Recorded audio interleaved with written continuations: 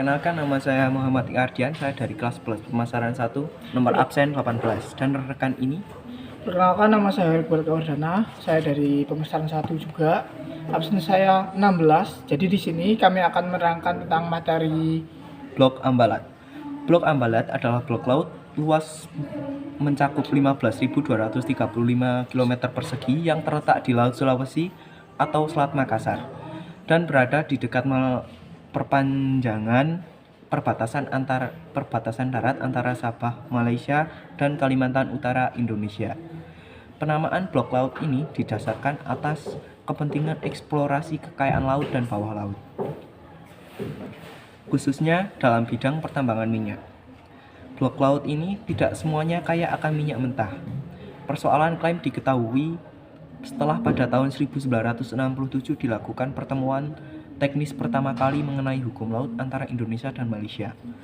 Kedua belah pihak bersepakat kecuali Hipa dan Darligitan diberlakukan sebagai keadaan status quo lihat sengketa Sipadan sebagai sengketa Sipadan dan Ligitan.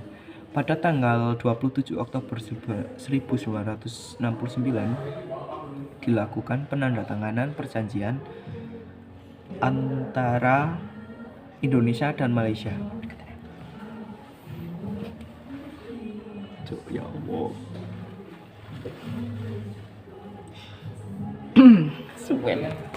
Akan tetapi pada tahun 1979 pihak Malaysia membuat peta baru mengenai tapal batas kontinental dan maritim yang secara sepihak membuat perbatasan maritimnya sendiri dengan memasukkan blok maritim Ambalat ke dalam wilayahnya, yaitu dengan memajukan koordinat 4 derajat 10 lintang arah utara melewati Pulau Sebatik.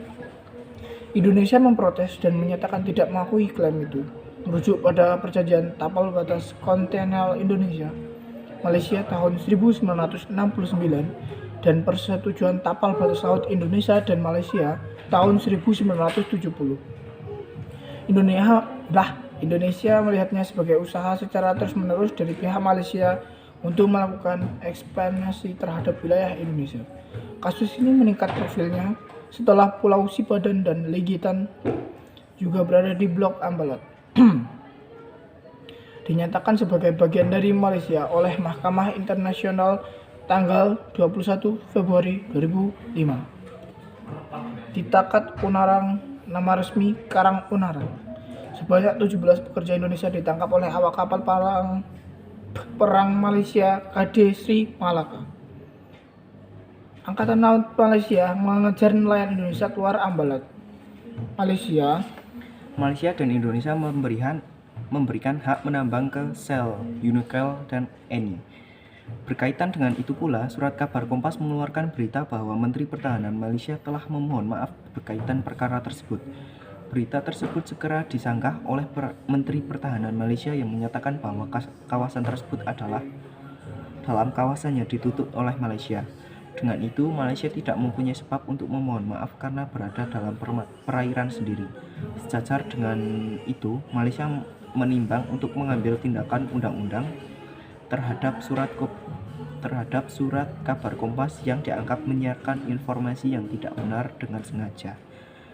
Pemimpin redaksi Kompas, Suryo Pratomo, kemudian membuat permohonan maaf dalam sebuah berita yang dilaporkan di halaman depan harian tersebut pada 4 Mei 2005 di bawah judul Kompas dan Deputi Perdana Menteri Malaysia sepakat berdamai. Pada koordinat 4 derajat 60359 utara, 118 derajat 3743 52 timur, terjadi ketegangan yang melibatkan kapal perang pihak Malaysia KD Sri Johor, KD Buang, dan Kota Baharu. Berikut 2 kapal patroli, sedangkan kapal perang dari pihak Indonesia melibatkan KRI Wiratno, KRI Tongkol, KRI Tedongnaga, KRI KS Tubun, KRI Nuku, dan KRI Singa, yang kemudian terjadi insiden penyerempetan kapal Republik Indonesia dan Malaysia 2005, yaitu Peristiwa pada tanggal 8 April 2005, kapal Republik Indonesia Tidong Naga yang menyerempet kapal di Raja Rincong sebanyak 3 kali.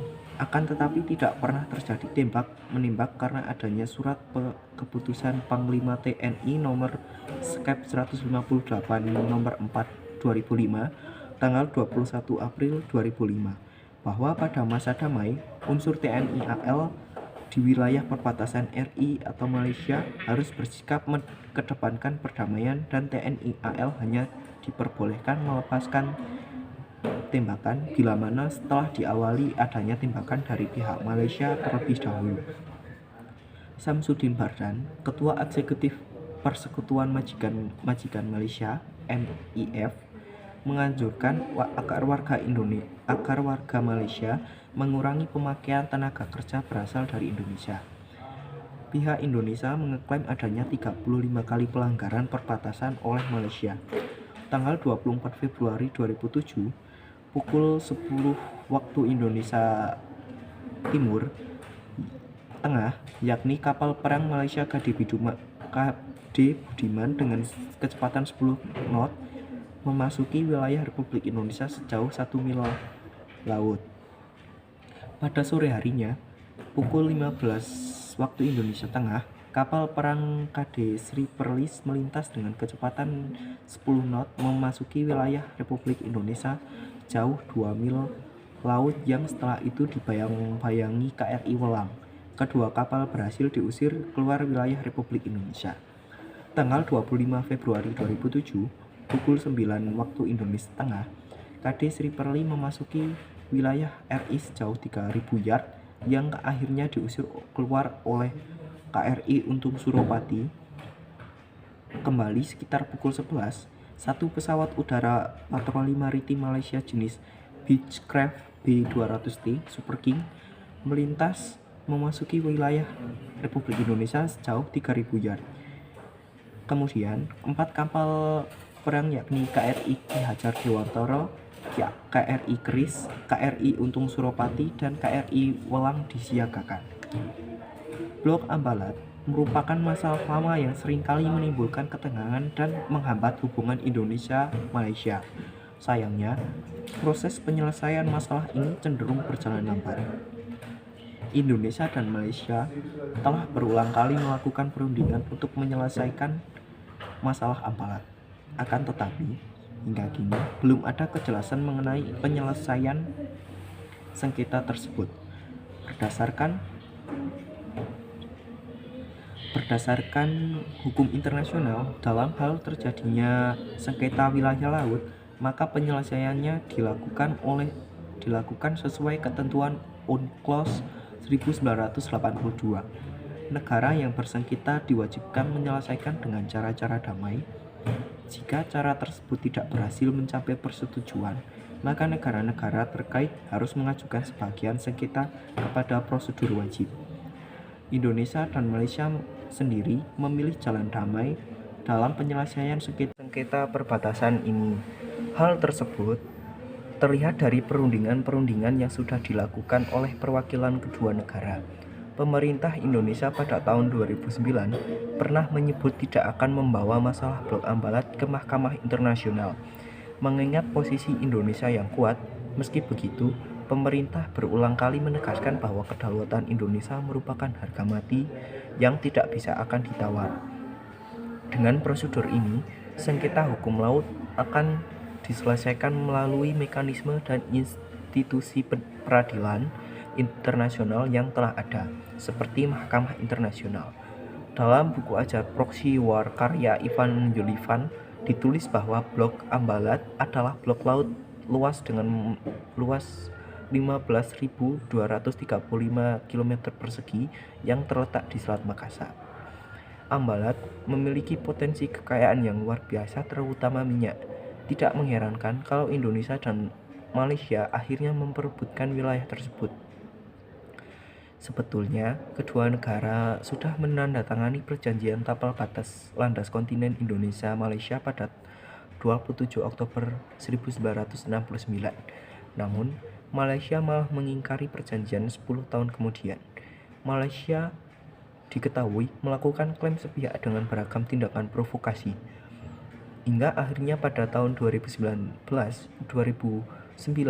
Presiden Susilo Bambang Yudhoyono dan Perdana Menteri Abdullah Ahmad Badawi sepakat untuk meredakan ketegangan akibat Ambalat. Kedua negara memulai dengan mengungkap landasan klaim masing-masing. Malaysia mengatakan kalau mereka menggunakan prosedur penarikan garis pangkal kepulauan dari Pulau Sipadan dan Likitan. Malaysia berpendapat bahwa tiap pulau memiliki hak terhadap laut teritorial, zona ekonomi eksklusif, dan landas kontinennya sendiri. Namun, Indonesia dengan tegas menolak karena penetapan batas landas kontinen memiliki ketentuan khusus yang menyebut bahwa keberadaan pulau kecil tidak diakui sebagai titik ukur landas kontinen. Selain itu, Malaysia adalah negara pantai dan bukan negara kepulauan, sehingga tidak seharusnya menarik garis pangkal dari Pulau Sipadan dan Likitan. Penyelesaian masalah tersebut juga diperkuat dengan Konvensi Hukum Laut atau UNCLOS 1982 yang disepakati kedua negara. Setelah berbagai perundingan, Indonesia dan Malaysia terkesan memilih untuk damai, walaupun belum ada keputusan jelas terhadap kepemilikan Ambalat. Hingga saat ini, mengacu pada UNCLOS 1982, Ambalat masih merupakan bagian dari Indonesia. Indonesia juga belum memiliki keinginan untuk membawa masalah ini ke mahkamah internasional. Demikian adalah kabar terakhir tentang baginya proses penyelesaian sengketa batas wilayah Blok Ambalat antara Indonesia dan Malaysia. Kami dari kelompok kami meminta maaf jika ada salah kata maupun perbuatan. Sekian dari kami. Wassalamualaikum warahmatullahi wabarakatuh.